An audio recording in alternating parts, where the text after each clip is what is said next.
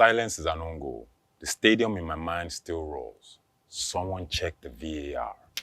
I swear my voice was just onside. Welcome to the show. All right, guys. Sabi Ball, FPL Gameweek 12. I'm sure you're wondering why. How come this show is just starting now? How come 12 weeks down the line we're hearing about these guys talking about FPL? All right, this is the segments where we talk about FPL. Just FPL. Briefly giving you tips, bit of banter, who to bring in, who to captain.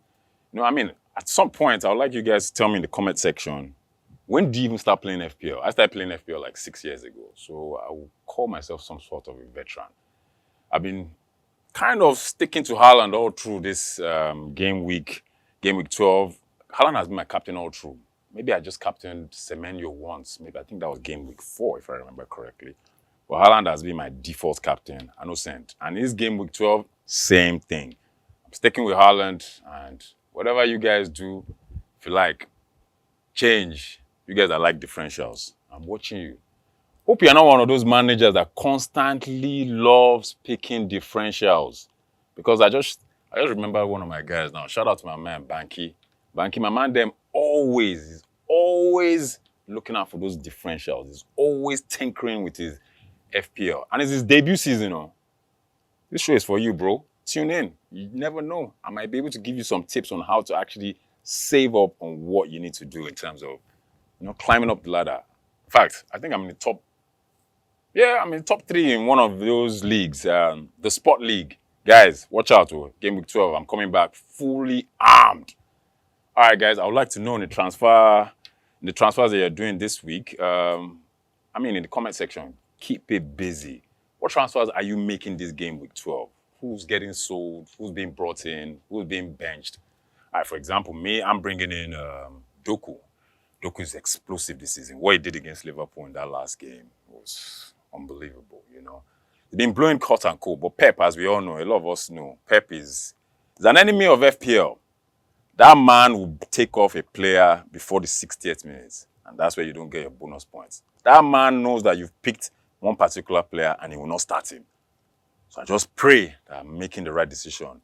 Doku for Kudus. Yes, he was injured in game week 11. I'm pretty sure he's back, but I'm not too sure about Kudus yet. It takes time to get back into the thick of things. So I'm going for Doku. And most likely, I'm going to go for this man. I'm taking off Woltemade for Newcastle, the new boy from Eintracht Frankfurt that Newcastle just bought to replace Isak. He's been blowing hot and cold, but of late, his form has been poor, so I'm going to yank him off. And in comes Brentford forward, Igor, Thiago. Yep, so guys, follow my tip. Me, I know Sabi Ball. It's up to you. What's your best formation? For me, I always like the 3-5-2. You can't go wrong with the 3-5-2. Don't depend too much on the defenders.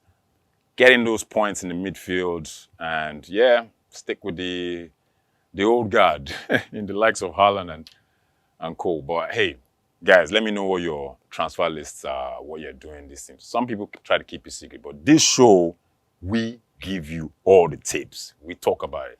Guests to be coming, a number of FPL managers to past winners, number of veterans, a number of top-level FPL players worldwide, as well as guys that have been even topping in Nigeria will be on the show. So look out for that and be sure to tune in. As I said, Doku for Semenyo or Kudus. Most likely, I have a feeling I'm going to go for Estevao. Estevao has had a very good international break for Brazil. I think he has scored 2 goals in 2 games already. And Enzo Maresca has managed him very well this season, not starting too many games. He's coming as a substitute in a couple of games as well. And he's been in outstanding form in terms of assists and goals. I have a feeling that he might just start performing for Chelsea in the next couple of games. So I might just bring him in, or Garnacho for Pedro Neto. Neto, man them. Today you score, tomorrow stinker. I've had enough. Let's move on. To be honest, that's all for FPL. I don't want to give you guys too many secrets or too many tips in the first episode. Maybe because I'm alone. Maybe next time I have a guest and we can talk about it. Yes, I'll give you tips and all, but The one game I'm looking forward to is Burnley versus Chelsea game. I'm a Chelsea fan for sure, but I suspect a number of Chelsea players that I have in my team, Reece James and most likely Estevao that I'm bringing in, have to perform against Burnley. We're playing against our former coach and former player in Scott Parker. Got them promoted. Looking forward to that game. Let me know what games you guys are looking forward to.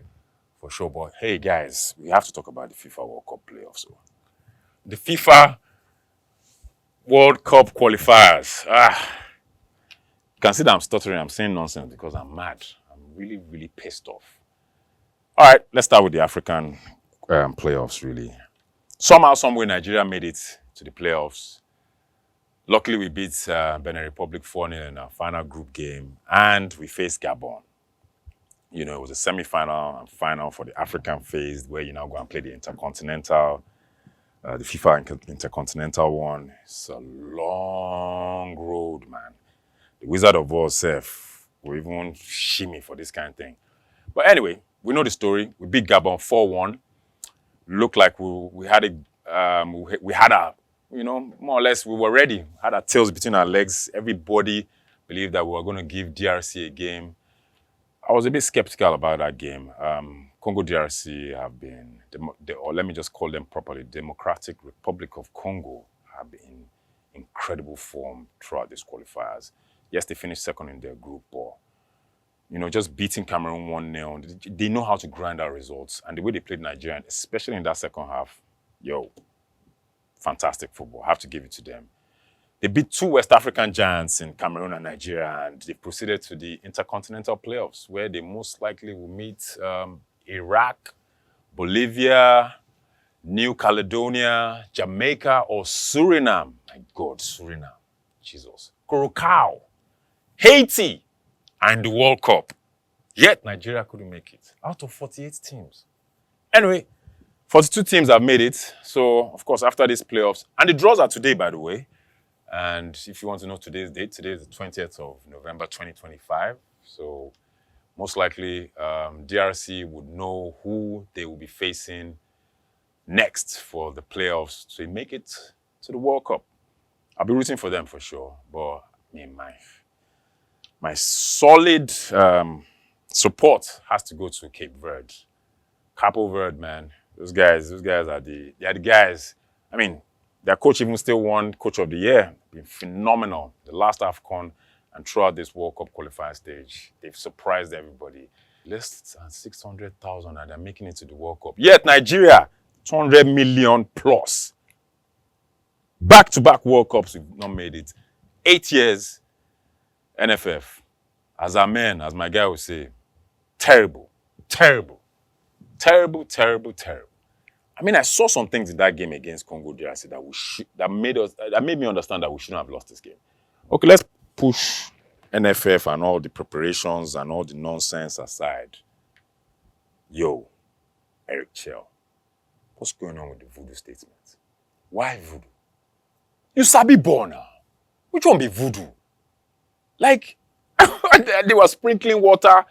Yes, we know we've heard about jazz and voodoo in African football over the years. We know we've heard about India, when India played Nigeria, which na Fabu, by the way, where they beat us 99-1. Every time they played the ball, a lion or a tiger appeared. Yo, it's a World Cup qualifier. There was no voodoo in that game, sir. It's all just mind games, Eric. Come on, man. Disgraceful, but hey, I understand you were shocked. You were in a state of whatever. Losing in that kind of manner was very painful. But bro, why did you not bring in Troost Ekong, our best penalty kick taker?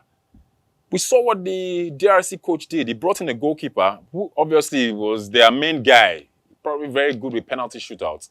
Bring in Ekong. You allowed Calvin Bassey play a penalty. Igor. Siam. So why? Did you panic? Why not sub on Ekong? I didn't understand that. Like, yo, we had like 3 defenders in the first 5 shootouts. Semi Ajayi, Onyemachi, and Calvin Bassey. What happened to Ndidi and the likes? What happened to Akko Adams? Nobody stepped up. All of you chickened out. No Sabi Ball. No Sabi Ball. God. Anyway, finally for me, CAF did it again. The CAF Awards 2025 was yesterday. Hakimi was crowned best in Africa, African best player. Agreed. Did a lot for Morocco over the years. Got them to the semi-final of the World Cup. I mean, but that was like 3 years ago. We're not going to count that. But, well, hey, fantastic job he did for PSG. They won the Champions League. I think he even scored in the final where they destroyed Inter Milan. Well deserved. I mean, he has always been shortlisted in the last 3 years in the top 3. And so, yeah, well deserved for Hakimi. Yeah, yes, for sure. Osimhen made it in the top 3 as well as Mohamed Salah. But, I mean, it should have been somehow now. Osimhen, Ademola Lookman, then Osimhen again. I know the Niger gets CAF. But hey, I need us to talk about this. Ghislaine Chebak won the Women's Player of the Year 2025. The question is, did she deserve it? I mean, she didn't win anything, for club and country. Fantastic player, the number 7, very influential. She played in the final against the Falcons that we saw in July, if I remember correctly. It's an outstanding game, but come on. We know who stole the show in that final. We know what happened. It was Esther Okoronkwo. Come on. Igor Esther Okoronkwo, the assists, the goals. She was a phenomenon in that competition at the WAFCON. How she wasn't shortlisted in the top 3, I still don't understand. I do not understand what the CAF president was doing. Maybe because they hosted the awards in Morocco. Maybe they're trying to compensate. I don't understand. I mean, Esther deserved to be crowned the African Player of the Year. The Women's African Player of the Year. Come on. Chebak winning felt like compensation, as I said. Esther had a brilliant year, guys. She won 2 trophies. The NSL Shield title with her club and WAFCON. And in a year, she scored 27 goals. Well, 27 goals and an assist in 29 games. That's her contribution. Man, guys, it's somehow. But I don't want to end it this way. Whichever way you say it, she's responded by saying she does her talking on the pitch. It's not about awards. Sometimes it's all about what you do on the pitch. Her teammates recognize her. Nice one, Esther. This is Sabi Ball, guys. It's the OG Sabali. I remain FX.